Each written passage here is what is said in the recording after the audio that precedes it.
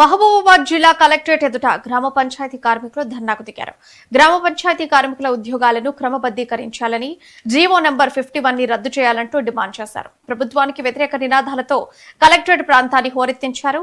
GO number 51 సవరించి multipurpose విధానాన్ని రద్దు చేయాలని సిఐటియు రాష్ట్ర కోశాధికారి బంగూరి రాములు ప్రభుత్వాన్ని డిమాండ్ చేశారు.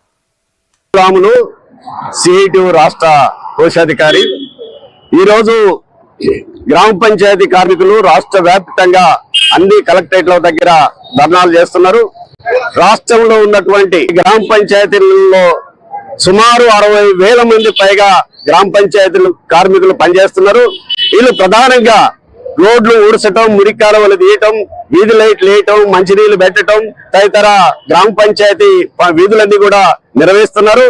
అయినా వీరికి కనీస వేతనాలు గాని, ఉద్యోగ భద్రత గాని, అట్లాగే చట్టబద్ధ హక్కులు గాని అమలు చేసే పరిస్థితిలో ఈ ప్రభుత్వం లేదు. గ్రామ పంచాయతీ కార్మికుల సమస్యలు పరిష్కరించట్లో తెలంగాణ ప్రభుత్వం ఘోరంగా వైఫల్యం చెందినటువంటి పరిస్థితి ఉంది.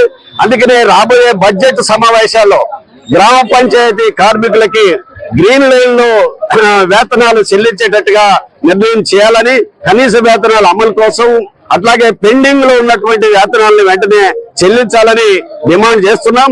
ప్రభుత్వం గాని స్పందించకపోతే చలో హైదరాబాద్ కార్యక్రమం కూడా మార్చి నెలలో ఉంటదని చెప్పేసి కూడా ప్రభుత్వాన్ని హెచ్చరిక చేస్తున్నాం. తక్షణమే గ్రామ